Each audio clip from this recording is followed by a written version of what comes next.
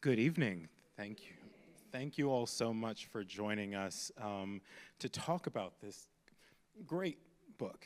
Legitimately, it is a great book. I was telling Erica downstairs that a great story is made of the people, right? It is about the people. It really casts them in their full humanity. But a great book is really about the ideas as well as the people, right? The idea that the people help you understand better. And it seemed that what this book did so well was exposed the way that not only did America want this lie, but that America needed this lie in order to tell itself the story it wanted to tell. So I guess my first question, for those who have not been able to read the initial stories or don't know how the initial stories came together, can you all talk to me a little bit about the ways that the initial stories about T.M. Landry came together? It started with Katie. It's her fault. We're assigning blame very early in the panel. So the story was initially a tip that came into me. It was unconventional because I didn't cover education. I was covering the Justice Department. But the source was a former prosecutor who knew of a student at TM Landry. And these were families that had tried to get somebody in the local media to pay attention to them. You know, they'd been celebrated, so they were well known in their area, and the national press had covered them for having these miracle stories. Students, mostly black, getting into Ivy League schools, viral videos of huge celebrations because this seemed like something that the country should rally behind. But, you know, what these parents were saying was, in fact, the story was much darker, that the students themselves were being abused, they were being coerced, and most importantly, that they were lying because they believed that the way to get into a top Ivy League school would be to lie and lean into negative stereotypes about Black America, because this is what white people actually wanted. They wanted to feel like they were saving someone. And so this lawyer went to Breaux Bridge, Louisiana to meet with the parents and was confronted by a sea of families that felt like they had no other options, and they wanted her to do something. They wanted her to go to the authorities, and what she said was, I can either help you gather information to take to the police or to the US Attorney's Office, but if you want an immediate remedy, the press might be the best way. I just met her, and she said, I just met a reporter at the New York Times. Why don't I give her a call? So I thought that was I thought that her experience was compelling. And so I called Erica immediately. She was covering education policy for the Times. As you all know, especially her two former Sun colleagues here in the front row, she's an incredible education reporter. And I said, I think this story, I mean, you know, I really believe the story said something interesting about the country that we live in, but also, like, you know, Erica could help evaluate what was actually happening at school on a curricular level and to really understand the family. So she was on a plane in about 48 hours after I gave her the call. Tracks. And Erica, what was happening in that school when you went down there? Yeah, so thank you all for being here, and thanks again for having us. So when I went down to Louisiana, we met at an undisclosed location, and I walk into this room, and it's like more than 24 people. Families there, you know, ready to just spill, which is very, very rare, can I just say? And it's just very rare. And so, you know, I learned about the school over 5 hours from 25 people all telling us their experiences there.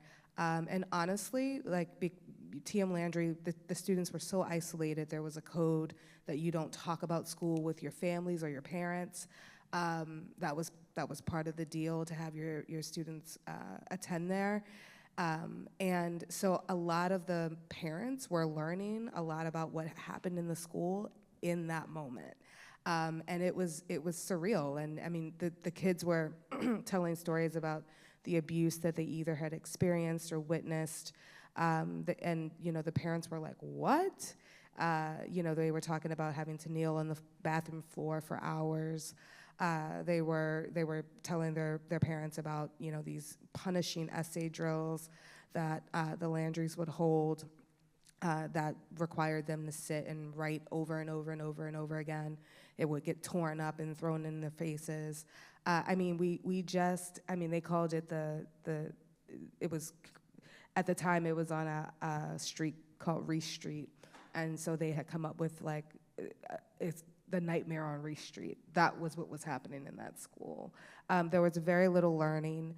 So what prompted them to go to the media was a few parents had their children independently tested and found that they were so far behind and were stunned because these students were in school like 12 hours a day. They were required to go to school until dark 30. So there was no set end time. It was whenever Mike Landry decided to let them go. You know, so the school was like a prison. It was a factory. It was a house of horrors. You know, it was an educational institution that was like holding kids hostage and scamming their parents in the meantime. So to any reasonable person, right, what you were describing is child abuse. Why couldn't the state step in? Yeah, I think this is one of the things, this dovetails with what you spoke of when you introduced this panel. Why would the United States want to believe that this kind of miracle could happen? And why, as we celebrated, as Erica and I celebrated when we passed around these viral videos, did so few people stop and think, what does it say about our expectations of Black Americans that we're celebrating this hard that a kid got into Stanford? Like, why do we engage that way when we wouldn't for a student who's white? We wouldn't for a student who's Asian, you know? Like, what does it say about our expectations? And I think that the history that we lay out in the book is a history of the United States fighting over whether or not it wants to use education to advance the interests and equality for Black America, or whether they want to use it to hold back an entire race of people. So one of the reasons why the parents couldn't have the school system step in, why they couldn't have authority step in, is because long before T.M. Landry existed in the 21st century, you had more than 100 years of history of the state of Louisiana fighting as hard as it could to preserve segregation. So it was creating laws, especially around education, because so much happens in the schoolhouse. We learn so much away from our families about what society should be like. This determination to keep those schools segregated, basically the way they could do it was to create a system of almost no oversight for schools that did not take public state money, which T.M. Landry did not. These schools are so unregulated that they do not even have to tell the state how many students they have, the names of the students, what they teach. There have been investigators at the Justice Department and other places that have come into schools like this to try to figure out what's going on, and they've found all sorts of things. People being taught creationism, people being taught nothing, full-on cults. But this is the lengths that the state would go to. This is how much they're willing, this is how much they believe in the racial hierarchy. They would endanger countless children over countless generations just so they could preserve a white hierarchy. And so fundamentally, right, they made in trying to create that racial hierarchy, when you try to wrap and sort of retrofit the idea of equity, when you try to retrofit and say, okay, we can put Black people into this system now, it's kind of trying to have it both ways. Erica, can you talk a little bit about that? Like, in trying to have it both ways, it leaves the door open for grift. It Right. leaves the door open for dishonesty. Right. So that means we have to talk about Mike. We have to talk about Mike. My favorite subject. How does a person like Mike come to understand the system as he understood the system?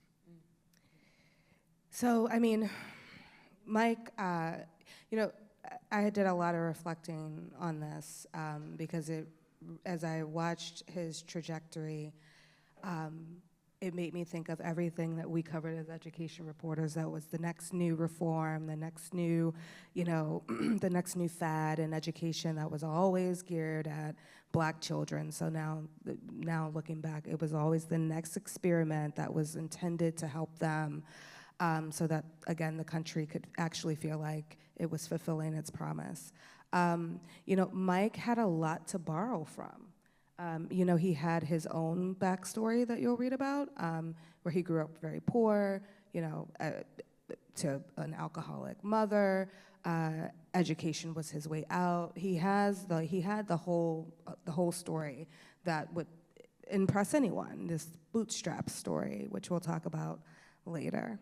But he also, along the way, was able to just borrow from the climate in the educational landscape, right? He was able to study how charter schools came to be, how they were able to, how the KIPPs of the world were able to have a college preparatory program. He was able to borrow from, Montessori models. He was able to just study,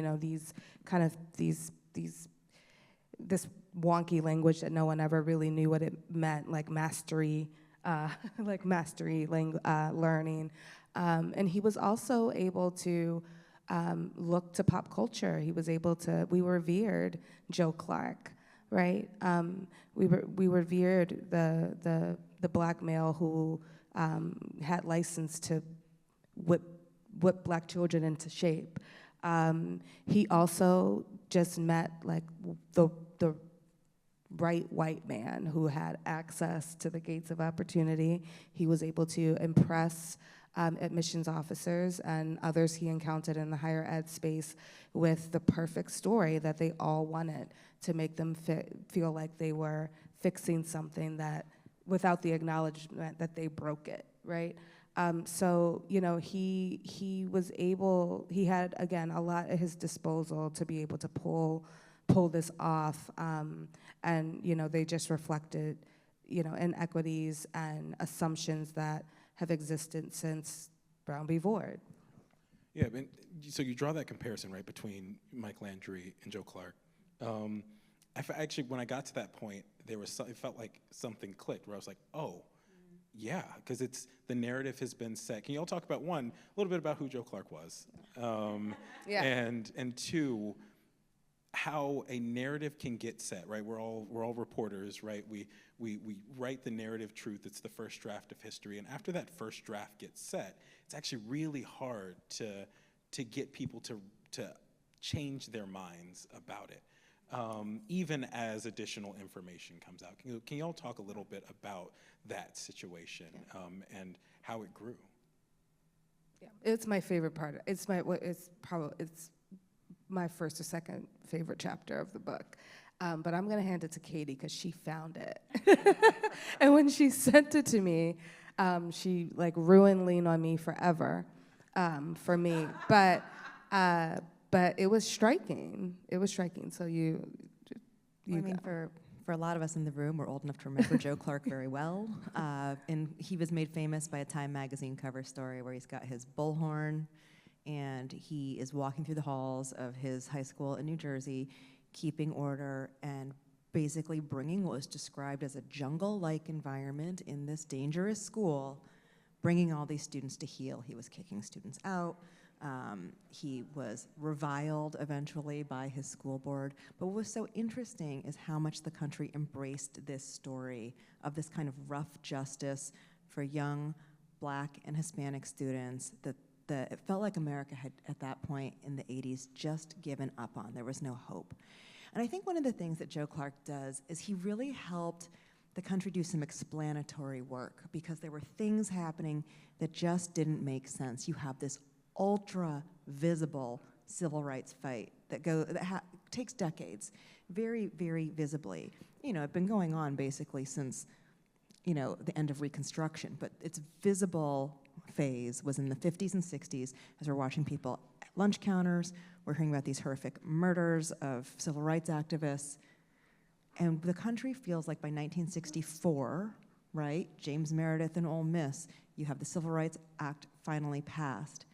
that things had not only improved, but that the country's trajectory was going in one direction. LBJ could not have been clearer about the need for affirmative action and why the country needed to reckon with race. And he believed it. And then we see this work of deconstructing all that progress happening, but it's not as visible. It's hard to capture the impact of Ronald Reagan getting rid of all of that work like you can capture the impact of somebody being beaten at a lunch counter. That's going to make the evening news, and it's visceral and everybody understands it. But you have a decade where so much of the funding and so much of the legal framework that underpins the progress for Black America that was set during the 50s, 60s, and 70s is completely dismantled. It's either actually dismantled or just so defunded so as to be toothless. And you see a real stagnation suddenly.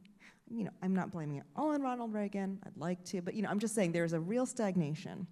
So how does a country reconcile, on the one hand, this huge, massive project to fight for racial equality because we believe that the outcome will be a better life for all, with the fact that the better life for all doesn't happen, and in fact, very quickly gains start to erode throughout the late 70s, 80s, and 90s.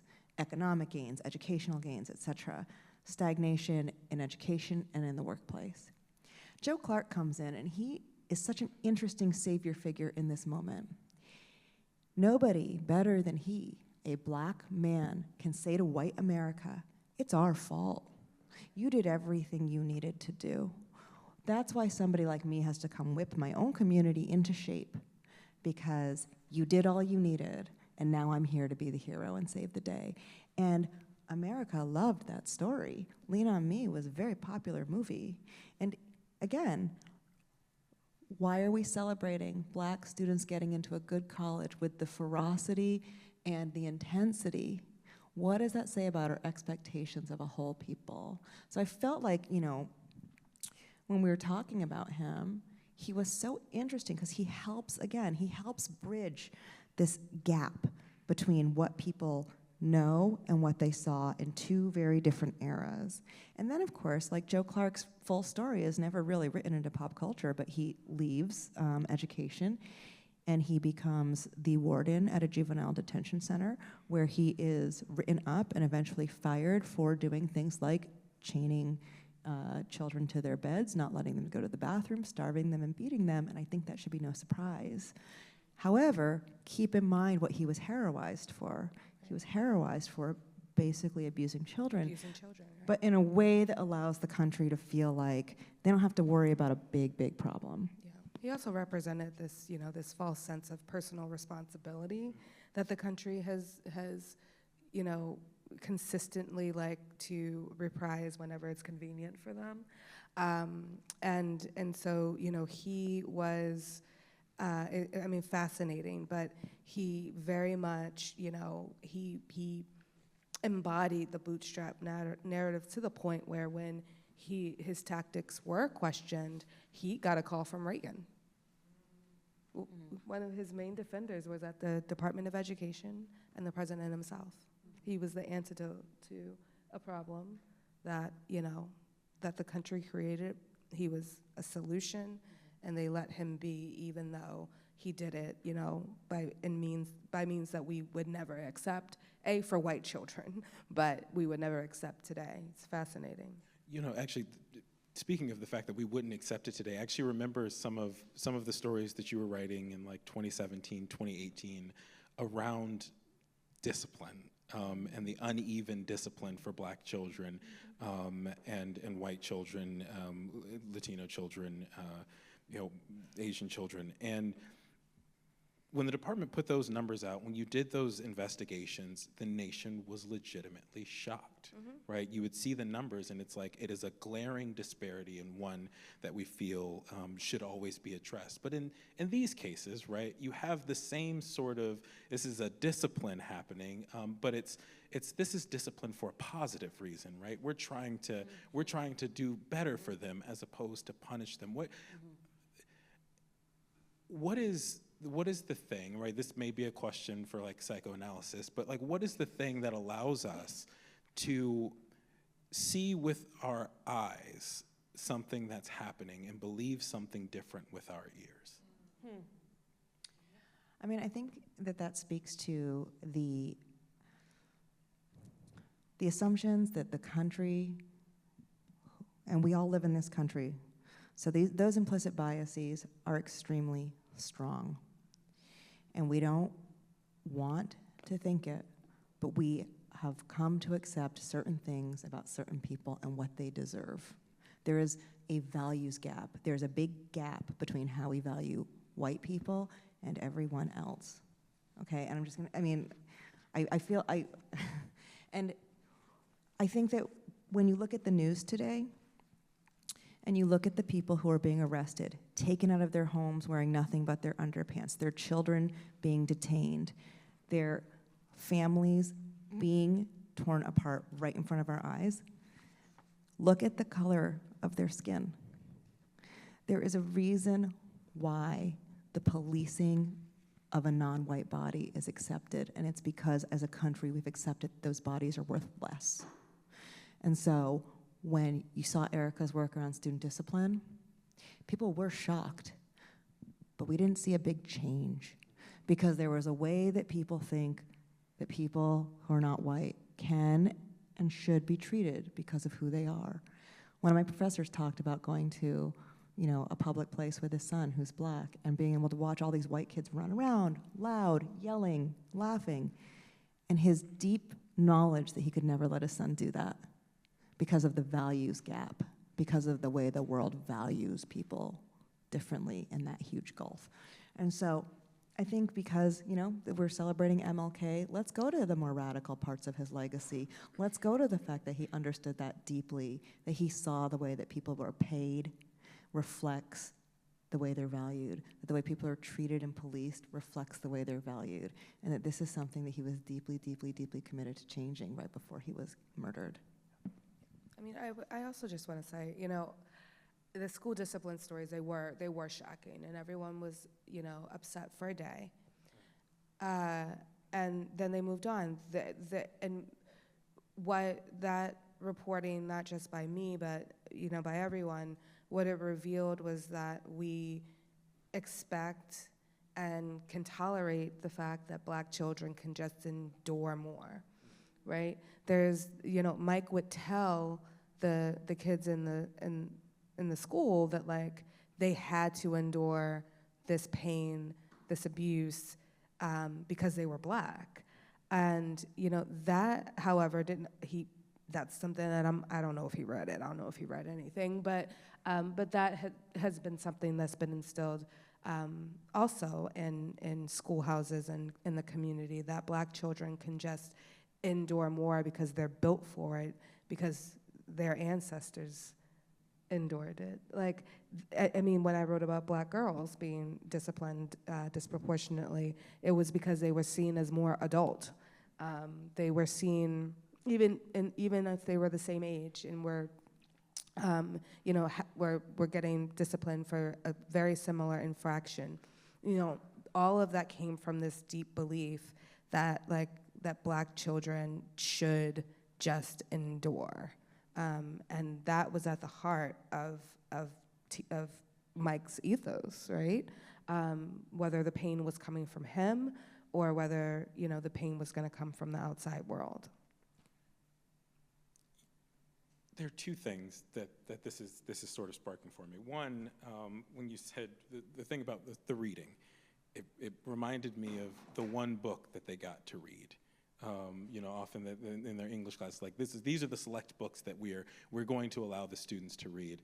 And then also about Martin Luther King and his legacy. Some of his early writings and some of his late writings, right? There was a piece that he wrote, a sort of opinion essay that he wrote for the Maroon Tiger called The Purpose of Education. And he was talking about the ways that education can work, right? It can help you become a better person that is existing in the world and is doing right and good and moral things in the world, or it can turn you into a Talmage, right? Who was a member of Phi Beta Kappa and was smart with no morals. And what is necessary in order to achieve that sort of education. And one of the things that we often talk about with American higher education in particular is that there are certain schools that give you that type of education, right? It is Harvard and Yale and Princeton and Brown and Cornell and Columbia and Penn and Dartmouth. I'm sorry, I almost forgot. Everyone almost forgets Dartmouth. It's okay. But you know, Johns Hopkins, right? It's College of William and Mary. What Mike sort of identified was that this is a way, like what we are trying to do here is to get you all to those institutions. And so even when the parents, some of the parents would hear from other students or might hear that, oh, well, Mike, I heard you pushed a student up against the wall and you had them kneel, they didn't necessarily want to believe that. Or even if they did, that secondary part of it, which is you all need to have a trauma story in order to get into those institutions that can reproduce privilege so that you can have a successful life. I have to think, right, as I have two kids, and I often think that, like, what am I doing the right thing by them? Are we reading enough at night? Are we doing these different things? Coming from there, when someone offers you a key and says, look at what we've done before. We got a student into Brown, we've gotten a student into these institutions, right? They wanted to believe, the parents wanted to believe Mike. And in a lot of ways, he was right in his assumption that they needed a trauma story. They did not need the trauma. They did not need to be beaten. They did not need all of that. But they did need a trauma story because that's what the power structure wanted from them. So I guess the question there is, that hasn't gone away, right? If anything, it's gotten worse because with the removal of race-conscious admissions, they say you can still write your personal essay and you can tell us how race has impacted your life. Joe Biden said to do that, essay. yeah, yes he did. And so it seems that the system is even more broken now and it sort of leans more towards the Mikes. Well, I mean, Erica, because you cover the White House, I think we'll have a lot to say on this. I just wanted to point out two places where the students themselves, I think one of the amazing things about being able to work on the book over time was watching the students grow up. Like we keep calling them students. They're in their 20s. You know, they're 25. Yeah. Some have kids. One is now a lawyer. I mean, these are not students anymore. But to see them at age 17, 16, grappling with their lives in the midst of being in this school, and then to see them as adults reflect on why Mike had not just power over them and their community, but you know, was so fetishized by white admissions officers. I think that they are so amazing. And you know, I think that, you know, there are two quick passages that I think are interesting. One is a student named Raymond, and he talks about how you know, how deeply hurtful it was when the New York Times story had come out and the blowback happens. You know, he said, the world already believed that black people got into elite spaces only through charity or pity or deceit, and now the Landrys seem to have proved it. Quote, Mike was profiteering off the exact dynamic he's telling you that he's fighting. It's why he's really hard to just dismiss out of hand. He correctly identified real problems and absolutely correctly identified weaknesses and blind spots at these universities. He'd figured out a way, even in his own ridiculous manner, to manipulate them, because they're so easy to manipulate, because they want to believe so badly. And then later, another student says, you know, everyone stopped thinking of the scam as just the work of Mike after time went by. Because if you really listened, Mike's rhetoric was not convincing. Mike wasn't an outstanding salesman, this guy who could just convince anybody that anything is possible. What he was selling was just something that you want to believe in so much that you're subconsciously willing to overlook the abnormalities. And it's not like the things he said didn't come true. We did get into college. We too were willing to subconsciously overlook everything else to have a stake in that belief. And I think that that belief really does, again, go back to that idea of who do we value and what spaces do we value. There's a reason why you just rattled off, or the preserve of so much privilege, It's because they were built to create and gatekeep privilege for white, rich men. Not the most deserving, not the smartest, not the best. And that's historically documented when you look at what was going on at places like Princeton at the turn of the 20th century. These are kids who couldn't even pass their entrance exams. They got terrible grades in high school, but they went to Princeton for a reason.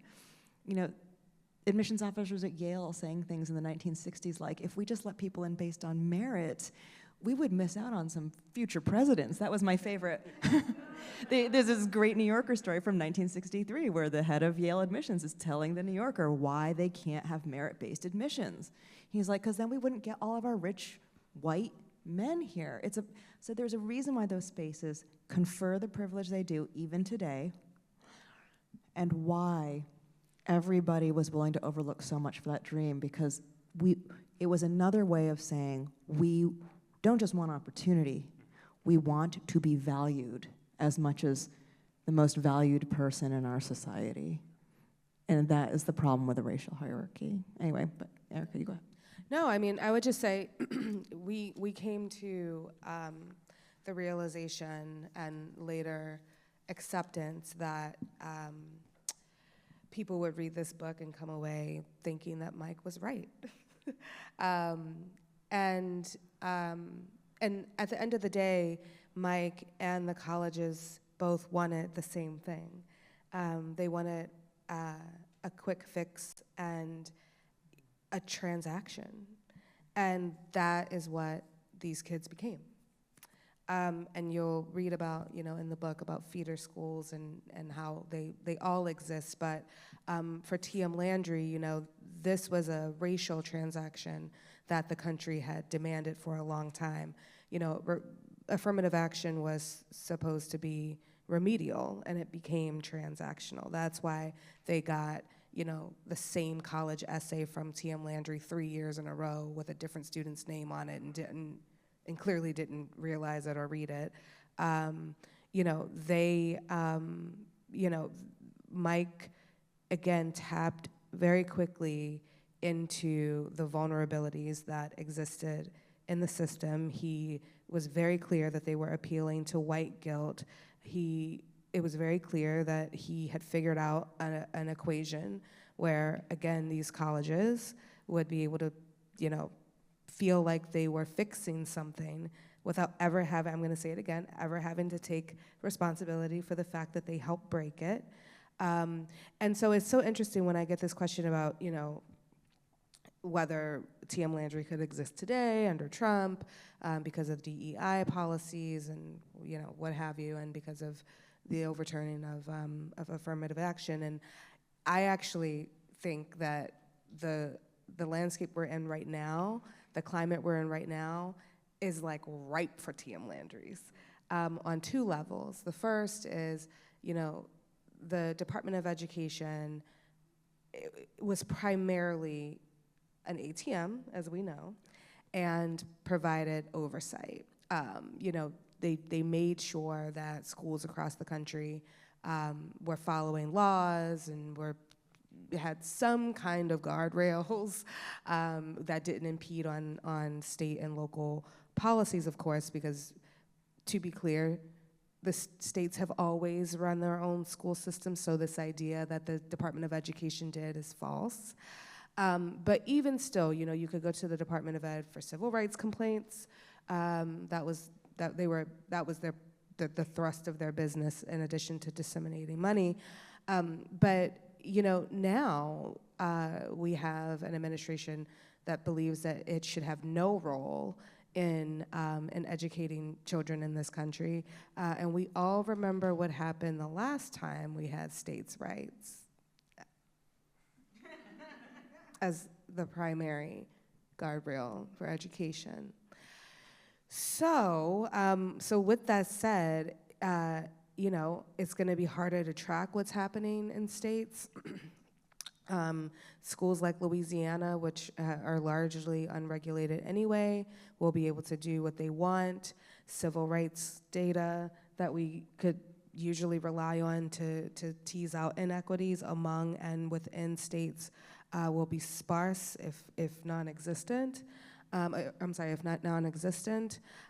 So, Mike would have a really easy time propping up another TM Landry in a lot of states, not just in Louisiana. And in terms of affirmative action, I actually I just read a story that said that, because of the current climate, students are not writing about their race in their essays, even though they were told to by the previous administration, but they're shying away from anything identifying at all.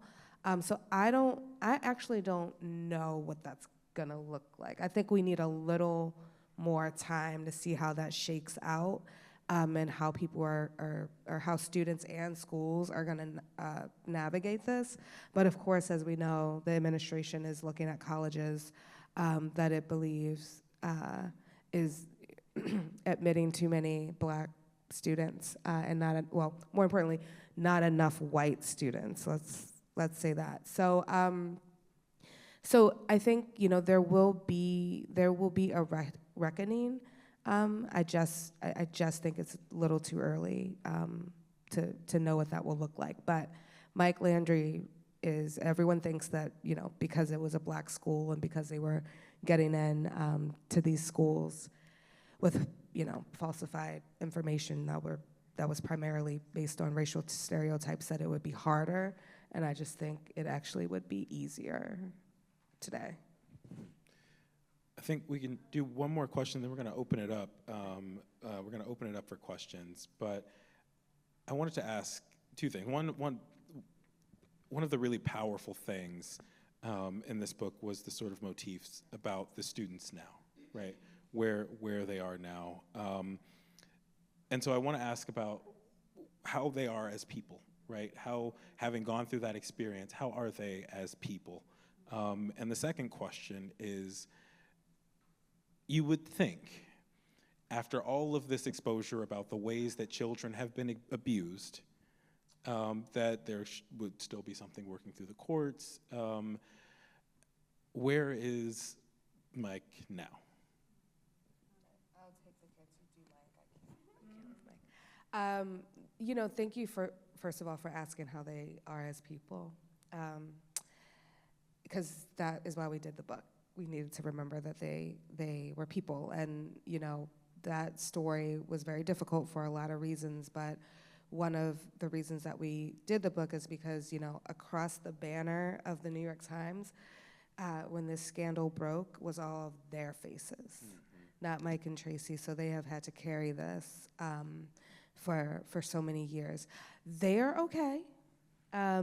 They are, I think we all have benefited from having some time with this story, even though this book took so long. But, again, they all have their own versions of the American dream, right? Bryson, for example, a young man who went to a school his application was the lead of our story because it was so fabricated.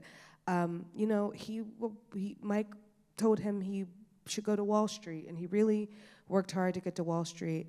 And he left school because he had a daughter, went back to Louisiana, has a power washing company that he started. He is raising his child. He could not be happier. That is, he could not be happier. We have, and that's success to him. So we were asked actually by someone else, well, that means, did he just accept failure? And we lost it. We really did on this man, didn't we? Because that is how we got here in the first place. Right. And so, they still struggle with this. We were just with the families we just got back from Louisiana yesterday, and it was really difficult to relitigate all of this, and it was all, and it was a massive trauma in their lives. But they've started families, they have jobs. Not everyone is, some of them are just taking some time to regroup in ways that we're not gonna judge them. If they wanna hike through the woods, I would, I get it. We don't hike or camp or anything. Yeah, no, I'm not a hiker, but no, they are good, and they're really, they feel some sense of justice now. And I was talking to one of them at dinner this week, and they reminded me that, like, yes, they would like to see Mike in jail. Some of the parents, you'll see a very vulnerable moment in the book where some of the parents almost felt like they should take justice into their own hands. And I was talking to that parent the other day, and she goes, for Black people, like, we know what it's like to not have justice, and sometimes all we can hope for is peace. And with this, they got a little bit of their peace back. And then Mike, if the book could have ended with Mike in jail, we would have ended it that way. Trust me. Unfortunately, we had to hew closely to the facts.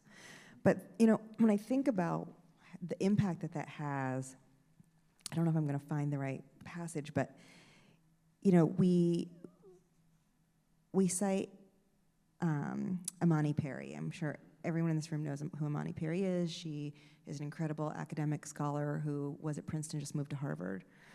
And she talked about why the country embraced the videos, why the country would embrace this kind of story. And she called it an escape hatch from America's grinding racial reality. She wrote, Black American exceptionalism sustains American mythologies of perfect democracy and unfettered possibility. And I think that the bad guy going to jail in the end has a very similar cathartic impact. It's why we watch the movies we watch, right? Or some of them. But it's why we want to see the bad guy go to jail, especially in a story like this. But unfortunately, what happens is he goes on. He is okay. He's living his life. We're told that he's tutoring students again in a different state, and that this is what reality is actually like. That phrase, grinding racial reality, we don't give an escape hatch from that, but should we? And again, like I said, I've been thinking about this because of the week it is, both in the news and because it was MLK Day. What we're thinking about and looking at is a world that is compelled to try to impose a very strict racial hierarchy. We saw the National Park Service today just got rid of a slavery exhibit in Philadelphia. That is gone. We're erasing history left and right. We're erasing specifically Black history because what happens if you don't get to have your escape hatch? Well, why don't we just not have the thing to escape from at all? Why don't we just erase the thing we want to escape from? And so as that's happening all around the country, somebody like Mike, it's no surprise that his story has ended the way it has. He's doing just fine. Yeah, everyone would be able to be like, see, the system works. And literally every system failed here, just every single one. And it happens every single day. At the beginning of every journal, I journal a lot. At the beginning of every journal, I put basically a quote. This one actually started with the Simone de Beauvoir quote from The Ethics of Ambiguity. And what you were saying about that reality, like it's not the neat bow at the end, because we want a neat bow because we want to think that justice wins all the time. The quote is, "Men do not like to feel themselves in danger, yet it is because there are real dangers, real failures, and real earthly damnation that words like victory, wisdom, or joy have meaning. Nothing is decided in advance, and it is because man has something to lose, and because he can lose, that he can also win." So even in order to get over that hump, right, you sort of have to address the fact that the hump exists. It's faith. Yeah. It's faith. It's faith. It's faith. If you look at the long arc of American history, 1990 to 2016 was an anomaly. The rest of it is people acting on faith and not winning in their lifetime, but making a big difference. We don't do, you don't fight for what's just because you think you're going to win. Exactly. Thank you so much. We have a microphone coming around. I see we have questions. So. Okay, thanks. Thank you. I first learned about this book a couple of nights ago when you were on NewsHour. So one quick question is, what's the time period that this happened? And then my second question is, did the kids actually go to the schools? And when they were at the schools, what happened? So. I'll do the easy part real quick. So the school was founded as a homeschool in 2005, and it really just is a very tiny homeschool. And then in 2012, it expands, and Mike is able to keep pitching this idea that he can help students. But it really explodes in 2013-ish as kids start getting into NYU and then Ivy League schools, and he starts selling kind of a new dream to families, not just you'll get to go to college, but the new dream is you're going to get to go to one of these very fancy colleges that, that allow for a kind of privilege you wouldn't have imagined before. So yes, a lot of the young people, they went to the schools. Some of them struggled. The ones who struggled did so because Mike also chose their majors and told them that they had to do mathematics and business, and these kids had primarily learned how to take the ACT. So if it wasn't on the ACT, they were lost. Writing, they struggle with that. So the ones who made it through were students who had transferred to TM Landry later on in their educational careers. So they were transferring from very good private schools their junior year, going there to go through the application process with Mike to get into one of the Ivies. So some of them had some great preparation. So they, I don't want to ruin the book, but we had graduate from Harvard, graduate from Stanford, graduate from Yale. Some of the students who left school did so because either they were underprepared. Some of them wanted to come back home. Mike didn't allow them to apply to state schools, and he did not allow them to apply to HBCUs. Those were forbidden.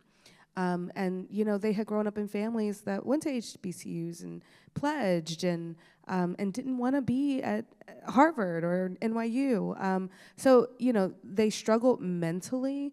I think that was a through line when they got to a lot of these schools, whether it's because they were surrounded by a lot of very wealthy white people, or they had panic attacks whenever they had to take a test because of what they had experience at TM Landry, but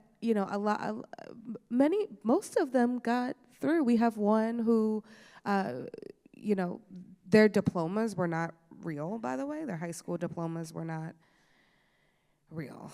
So some went on to get their GED so that they could move on to the next. But we have one graduate who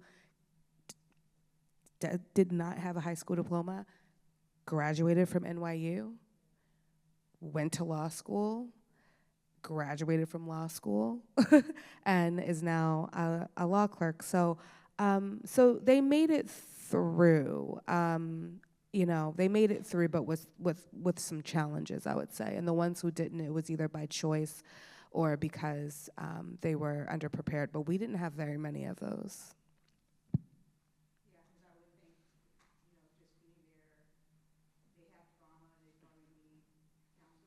Yeah, and then the New York Times writes a whole story about it, and you're on campus, and you have to face your classmates and your deans and your professors, and they did it, but with some challenges. Hi, my name is Hello. Jasper Smith. I'm a reporter with the Chronicle. I cover race and education. I just want to start by saying, Erica, I'm a huge fan of yours. Oh, thanks, girl. I love reading your work. Thank you. You've inspired me in so many ways. I was in high school when the story broke. I was a junior in high school, and so I was also thinking about ACT. Wow, I remember seeing these viral clips, and even before that, I would have teachers like play this, like in my small little black high school, south side of Phoenix, and thinking too, like, what are we telling like our black students by why are we so excited about this? Like, what is the bar that's being set? But another thing that I've kind of reflected on now as a reporter covering, race and education, and, talking a little bit about, what Adam mentioned about what is the narrative that we're setting, and how, once the narrative gets set, it's so hard to undo that in people's minds. But just as reporters, I mean, what does this experience say about media's like unwillingness to flex their skepticism muscles when it comes to Black people or Black sources in positions of power over other Black people? Because when I think about this, like, reporters could have uncovered this like years earlier if someone was just a little bit more skeptical.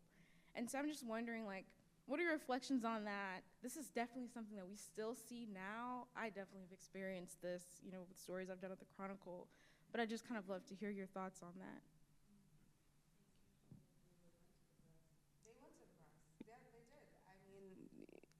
They went to the press, they were ignored and rebuffed several times.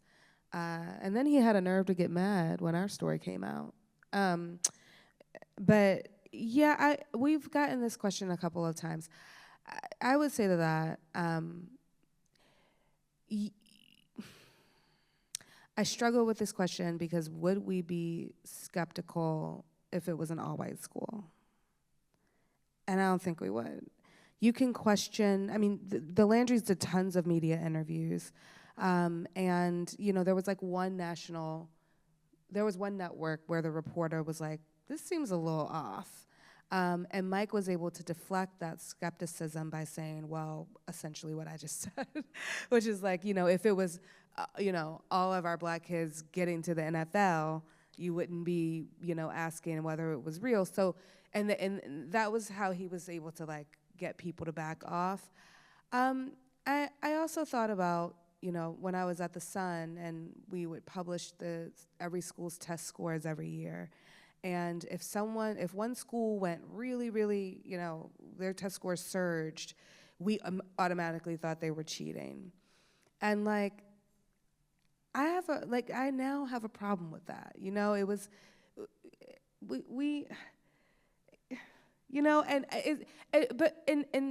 in a couple of cases they were.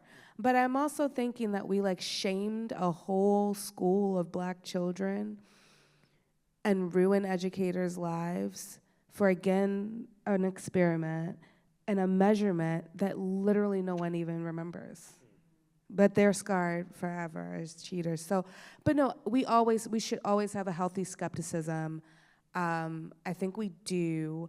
I don't know, though, given how this school operated, if anyone could have cracked this without 25 parents willing to talk about it.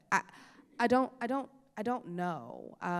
Again, we didn't have access to their test scores like we did public schools. They were literally, everything was made up. We had no way of verifying. The kids kept all of this from their parents until they couldn't anymore. And then he was able to just instill the fear of God in them, that he had them convinced that if they ever said anything about how the school operated, they would never get into college. He changed kids' transcripts to send them back several grades if they went back to public school. That's how deep this was. So it's easy to say, should we have known? Should we have questioned more? And this is a long way of saying, like, I don't know if in this instance that would have been the thing. But we should always do it we should do it for everybody. Maybe we should start asking the colleges, like, how they're getting their numbers. Right? Don't even get me started on higher ed accountability. There is none. We should ask them, like, how are they reading, applications? how do you miss Very quickly. the apparently? So yeah, I just hate to put the onus on this onus on Black children, right?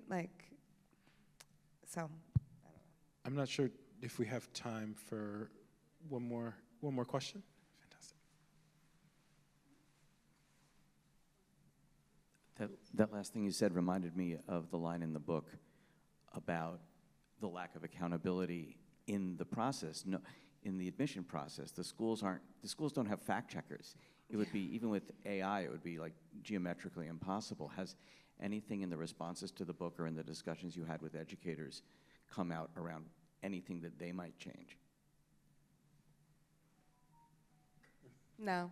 Well, I think that the one thing that admissions people talked about in terms of the process was this, there is kind of like this radical, there are a lot of conversations happening right now around what affirmative action was for and how far colleges strayed from that mission over decades. You know, if the point of affirmative action as expressed by Kennedy and Johnson was so that all Black America can just have a better standard of living, then that's one thing. But when you look at how people were being admitted, and I think that Anthony Abraham, Tony Jack. Yeah, has a great book about this. What schools were actually doing over time is they were trying to hit racial numbers by admitting all of the richest Black people in America. Like, let's get our numbers, but how is that, again, what is affirmative action for? And are we, in our admissions policies, fulfilling that mission, or are we hitting numbers? And then they started admitting lots and lots of international students who were also quite wealthy. I will say that I went to college with a very wealthy, person who was an international student. And so again, it's like, it's not just a process of who are we admitting, it's the process of what is our mission again? What is our mission? And so for some admissions offices, they are having those sorts of conversations, which is leading them to reimagine, and part of this is because of the Trump administration, like, you can't admit international students anymore. You can't, and if what the Trump administration wants to do is push colleges toward admitting more people who have less means, which is certainly one of their stated missions, well, there is a racial component to that is undeniable. Because again, what are the three scourges? It's not just racism, it's racism, militarism, and sorry, I just blanked. It was racism, militarism, and materialism. These, when King talks about the three things that are destroying this country, it's racism, militarism, and then materialism. And, colleges were giving in to, especially that material piece, and saying, like, they're getting away from the mission of why JFK and Lyndon B. Johnson wanted affirmative action. So far from it. Well, Katie, Erica, thank you so much for this thoughtful, great conversation. Thank we really you. appreciate Great your time. questions. Thank you all for coming out, and give a round of Thank applause. you so much.